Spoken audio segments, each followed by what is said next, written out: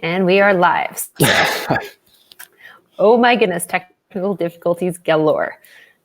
We all got kicked out and then it didn't want to let us back in. So welcome back again. So Rayanne, if you can just give us again that quick summary of who you are, and then we'll get into the nitty gritty. So long story short, I have been working with people for almost 3 decades in a variety of different capacities. My stated purpose is to awaken and inspire joy. How I do that is through our programs, the seminars that I am a steward of. I'm a hypnotherapist. I'm a shamanic practitioner.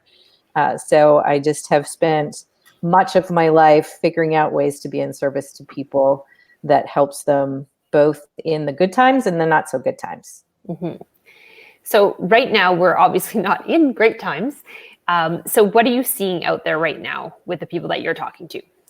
So as I sort of alluded to earlier, I'm definitely seeing people in the struggle of how to maintain some level of positivity as they adjust to whatever that version of new normal is, and both in the moment and then how to recover, or the fears around how to recover post. So, I did a live broadcast the other day on Facebook where I talked about, the risk of the staying in fear for too long, and that putting people at, if you look at the definition of post-traumatic stress, we usually leave that up to the first responders and people that have had a major crisis. And now we have a whole planet that is potentially facing that. So how to keep the fear level down. So I've really encouraged people to distinguish between fear and caution. So not to become Pollyanna or in delusion about the reality of what we're facing, but how not to feed it to the degree, turn the news off, watch it for an hour, get the updates, understand what's happening in the world, and then do other things. So definitely seeing people. I mentioned I have an oncology nurse in Alaska who our sessions are generally very upbeat and wrapped in a blanket, puffy eyes, because she's been crying for 3 days. Mm-hmm. So, I was trying to think about this the other day. Obviously, we're in a situation that we're not used to. And there's all these programs that are coming out to help people, whether it's financially, emotionally, all this. So where is a lot of our fear coming from? Because that's one thing I'm just even when I start to have those waves of panic and whatnot, I'm trying to nail down, where is that actually coming from? And I'm having problems identifying sometimes where it is. Well, I think we as human beings have a natural tendency to want to be in control of many things. We want to be in control of our present. We want to be in control of our future. We want to be able to be in control of our economics. We want to be in control. Every time you go to the gym, it's like you taking control over your health. And so I think a lot of people are struggling with the unknowns. So the fear of the unknown, that's real. And then at the same time, the parts of what I don't have any control over, which really is an illusion in many ways anyway. We often think we have control over a lot of things. We don't. We only have influence over it. But even this, we don't know that we feel like we have influence, which I think is the opposite of what, the quote unquote experts and the politicians are trying to say is you do. So you don't have control over what's happening from the perspective and point of view of other people, but you have control over your choices and you have influence over other people. Mm-hmm. So what are some of the things that we can be doing to work within the realm of what we have control over so that we can kind of reduce that stress level as much as we possibly can right now? Well, one of the things that again, pandemic or no pandemic, is I really try and encourage people to remember you actually only have control over 3 things. So in the whole entire universe, there are billions and hundreds, if not thousands, of things that are affecting you and influencing you every day. And you actually only have legit control over 3 things: how you think, how you feel, and how you choose to act. So your beliefs, your attitudes, and your behaviors. So we need to be attentive to all 3. So what I mean by that is, on the side of our behavior, is what kinds of things will support you, particularly if, say, for example, if you're in isolation. We've had a home gym here for 4 years, and mostly it just had cat pee on my yoga mat. And Yum. So now it's different because now I actually need to use it. We have an infrared sauna that I think we've started up maybe 6 times in 4 years because the gym has a steam room. So we're accessing those things. It's things like being very attentive. I know a lot of people. I talked to a client the other day who said, she struggles a lot with her weight. And she said, my story always used to be that I didn't have time to eat healthy. I didn't have time to prepare a good, healthy breakfast. She said, I don't have that excuse anymore. And I've had chocolate for breakfast 3 days in a row. I ate chocolate yesterday. Right? So not that that's not okay, because that might be the thing that in that moment nurtures you. But if it's, the whole sort of box of chocolates versus a couple, so it's about monitoring the sleeping. People are binge watching television. Okay, cool. You're unpacking, you're decompressing, but are you getting adequate amounts of sleep, or are you oversleeping? I've got one client who said, I've been sleeping on average 12 to 14 hours a day. And so that's not rest. You're, even if you think the circadian rhythms and the sleep, that's not rest. And so all the things we can get, I know we need to be mindful, and our weather isn't always supportive. Get outside, take that safe walk. Get it's like I posted a meme of a dog that was flat out and said, so this is our 6th walk today. What the F is Corona, So it's like so at the behavior level, definitely need to be mindful to what we're choosing and doing it with a degree of consciousness. So really being sort of tuned into, is this serving? Is this not serving? Is this actually helping me? Is this not helping me? Because sleep helps, but until it doesn't. Food helps until it doesn't. Does that make sense? So it's not a black or white either or. It's all about how it fits on the continuum. I think in terms of attitude, I often speak about Viktor Frankl was a psychiatrist who survived Auschwitz, and he wrote a very small book many years ago called Man's Search for Meaning.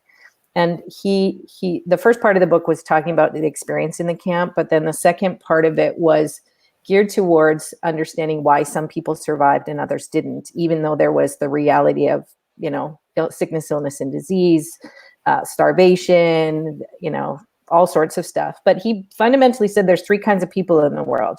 There's optimists, pessimists, and realists. And he said what he believed and came to understand in his experience was the ones who inevitably died first were the pessimists. So they were the ones that seemed to get sick first. They were the ones that seemed to draw sort of attention, negative attention from the guards.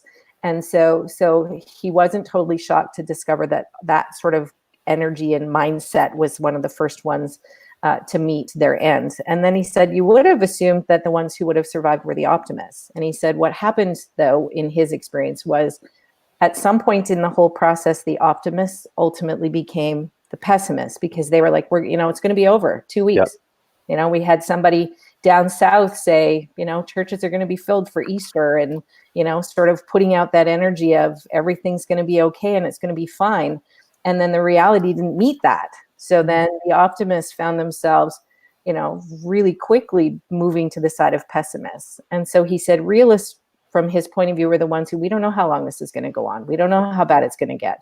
We don't know how terrible human beings can be to other human beings. We don't know if anybody's going to, the world is going to get, we'll get their attention. They're going to come and save us. And so he said that he felt like the ones who were not only in the reality of what was, but had a really strong reason as to why. Like he said, even though sometimes realists would be in that mindset of, I get that I don't have any control over any of this, and I don't know how long this is going to go on, but I don't know if I want to survive it. My whole family's gone, my business is gone, like I have nothing. So the realists with their why, those that had that attitude of, I don't know that I understand it all, but I do know why and who and how I choose to be in this experience. And then, of course, belief systems. So belief systems are our blueprint, our map of reality. It's how we see ourselves and how we see our world. And I think we see belief systems, particularly in social media, playing out in a significant way. Am I the fearmonger? Am I the one that's or am I the conspiracy theorist? Am I the one out there saying, this is 5G, or this is like been unleashed by the government, or it's not real, or it's a hoax, or, those are belief systems. And people are doing everything they possibly can to be right about that. And not just right about it within their own experience, but they're also trying to influence other people in that. So it's knowing what your own sort of belief is, checking into your, I would call it your higher self or your intuitive self. What do I believe is true? And what do I have in my belief structure that's going to support me? You know, I know one of the things I've certainly held on to is, I practice shamanism. So, I believe in, I've often said to some of my clients, for me, the idea that this is a reset, it's a massive reset for all of us. We get to revisit and re-examine many aspects, but, people have talked about what's happening in nature. I saw an image of a bobcat in the middle of a street in Santiago, Chile yesterday. Like animals are reacting and responding to what we're experiencing. So pulling on those beliefs that we know are going to help us. When we look back at this, we can look back at it and say, I feel really good about the choices that I made during that time. Right. I feel really good. I have a question about like there are people out there who are like, rah, rah, rah, we can do this. And like, they are like hyper positive about this.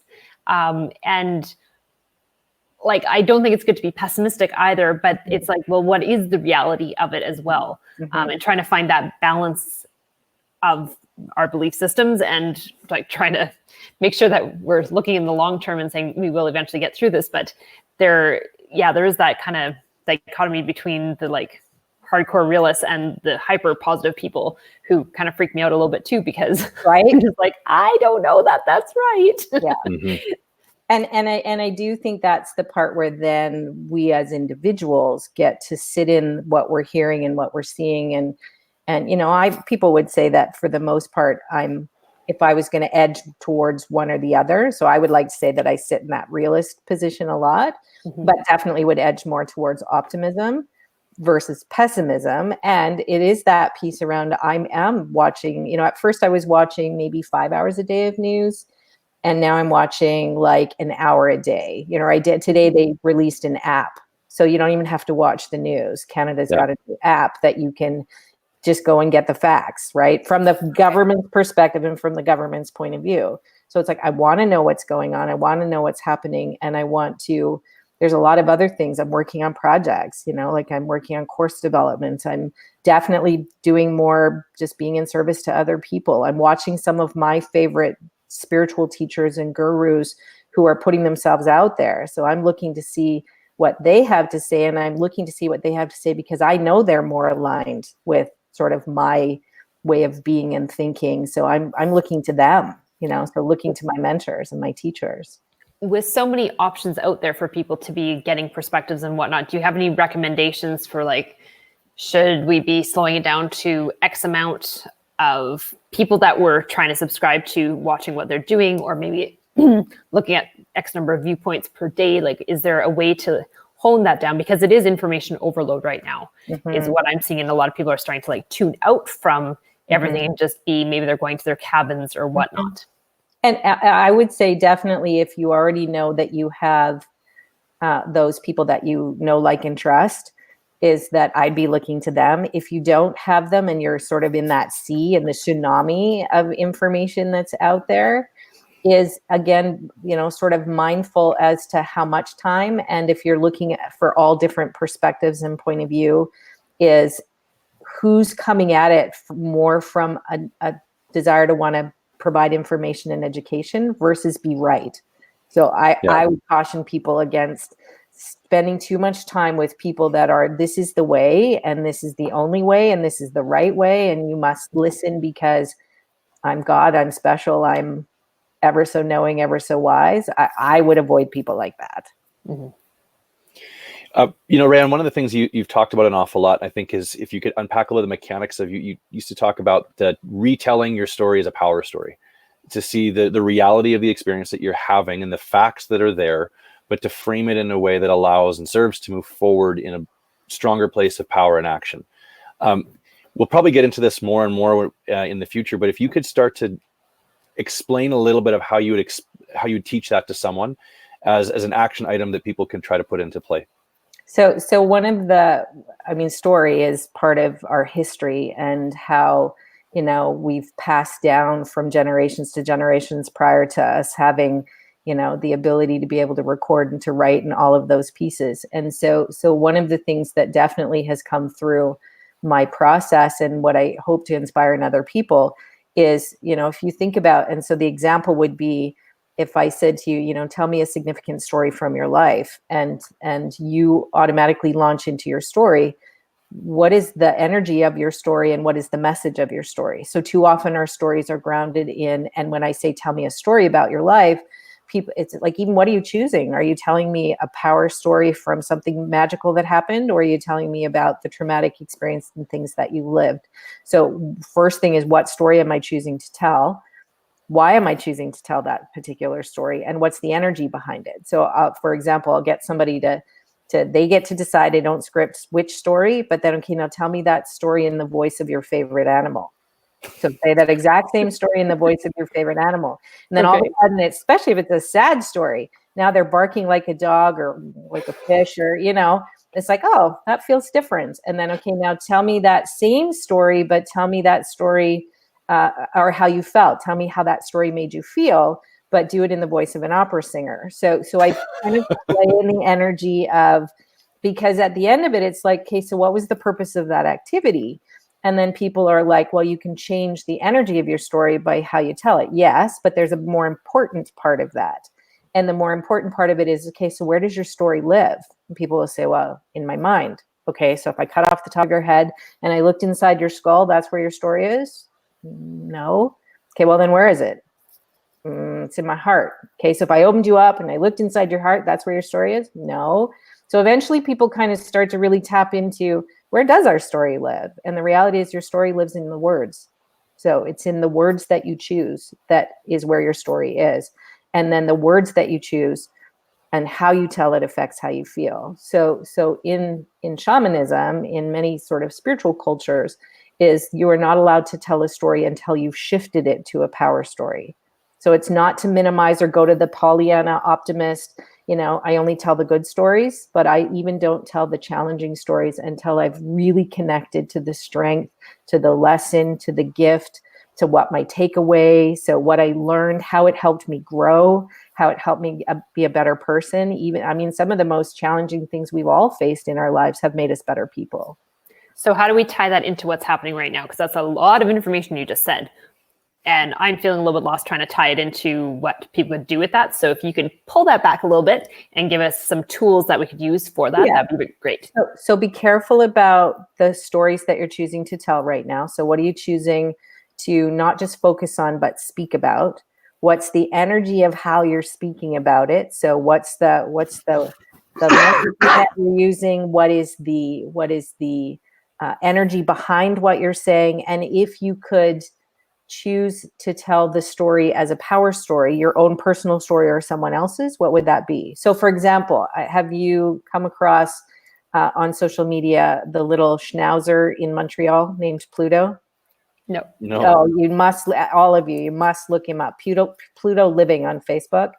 It's a woman who's a comedian who has started using software to have her little schnauzer give PSAs, so daily PSAs. So the dog's mouth moves, but it's hilarious. It's things like, so the four-leggeds are, the two-leggeds are struggling and they don't know what to do. And so, what we do is we play with tennis balls and stuff. And, we look out the window, and so humor, right? So she's using what she's experiencing, and what she, being the mom, not the actual dog, the comedian, is she's using the power of language and the power of words and the power of humor, communicating them through the dog. So the story is, we get to decide, and if we can, so very practical, meaningful, like today, make sure that you wear pants with buttons.